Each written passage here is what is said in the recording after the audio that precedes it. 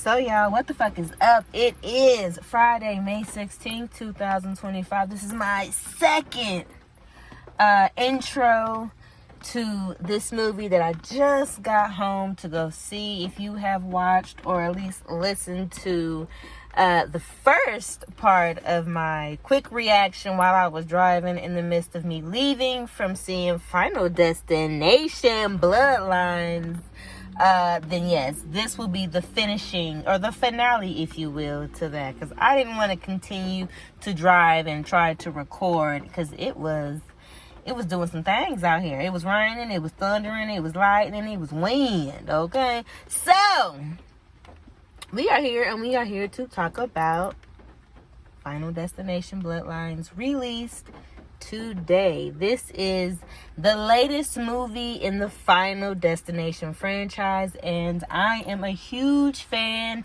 I have seen every last one, good or bad, I have participated in and watched. I feel like Final Destination is probably one of the best franchises. I promise you it is. Because when we first met Iris, I was like, yeah, I already know I'm gonna like this. Just because the way this is being filmed, everything looks so motherfucking crisp and bubbly. I don't know what bubbly means, but when you look at this film, especially when we was back in the day, in the, what was that, the 1950s, 1960s, you make me want to shout era. That whole beginning was beautifully shot. It looked like it was some type of extra digital enhancement on everything because it looked absolutely beautiful, which is why I say bubbly. Bubbly correlates to really, really clean and sharp, but yet it looked a little bit 3D and animated. To be honest, the first scenes with Iris back in the 50s or 60s, that was my favorite part of the film.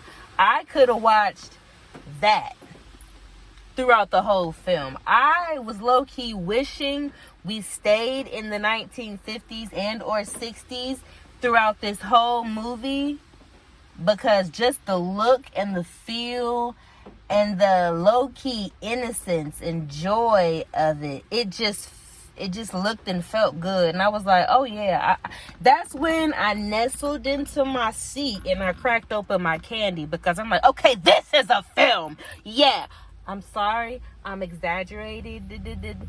I'm not exaggerating. Yeah, I'm exaggerating. But the movie was fucking fire. Well, it was fire when it came to that beginning scene. I don't know what it was. I think, me personally, I just like going back in time to see how things look and feel. Because why? Because I wasn't around to see how it looked and feel. So I felt like them doing something really cutesy, like going back to the 50s and 60s and doing that whole club scene. I thought that was beautiful. Of course they had to have an asshole child, and of course he's the one that set shit off. But then I had to think, oh yeah, duh, I kept forgetting that it was Final Destination Bloodlines.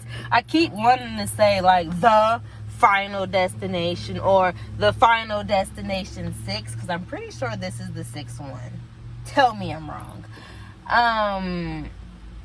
So I said, oh, this is why we're all the way back in yonder years, because we gotta go back to see where this shit started from, the bloodline. And I was very, very happy to see Iris was still alive. And let's just be real, Iris was a fucking G, because she said, okay bitch, you not gonna believe me, so I guess I gotta show your ass. She had to be the sacrifice. Or did she have to be the sacrifice?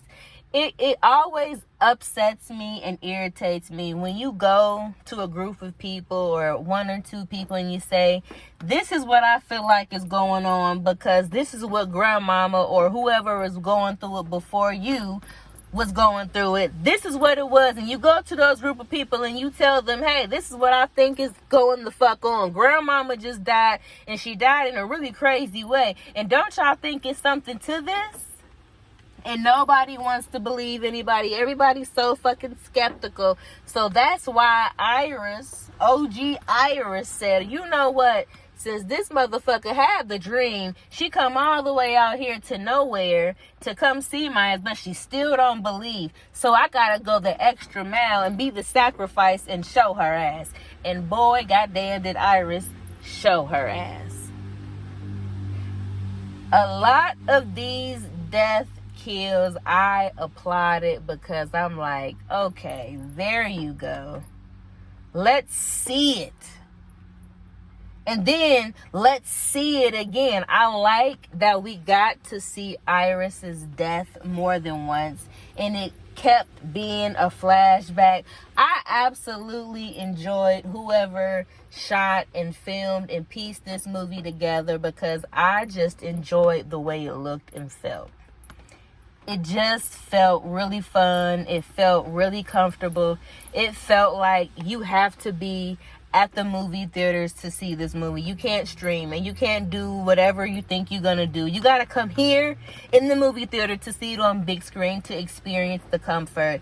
And I will say this is why I enjoyed the film. So, without further ado, and without making this reaction or review longer than what it needs to be. Now, mind you, that does not mean I may not have more than one part talking about this movie, but I will not make this video and possibly the next video longer than it needs to be. I will tell you what I am rating Final Destination Bloodlines, what I am rating 2025's Final Destination Bloodlines. I give this movie so far a 4 out of 5 because it was really, really entertaining. And the kills were really, really nice. And everything was moving and grooving, and it just was one of those films that you can enjoy because it was very much so enjoyable, and it was more so like an engaging film. 4 out of 5. Also, I seen a couple trailers while I was watching this of some movies that I seen that looked pretty fucking interesting. We got I Know What You Did Last Summer coming out, a remake, I believe, reboot of that. Then we got what was it, Dangerous Animals or something like that, the shark film with the fucking guy who's keeping women hostage on a boat and he's doing shit with them and then feeding them to the sharks alive. Oh my gosh, we got a couple things coming up and I'm excited, obviously. So again, 4 out of 5 stars. That's what, an A, damn near an A plus for Final Destination Bloodlines. I recommend you go see it, and if you can, go see it in theaters. All right, y'all, be safe. Good night. Bye, y'all.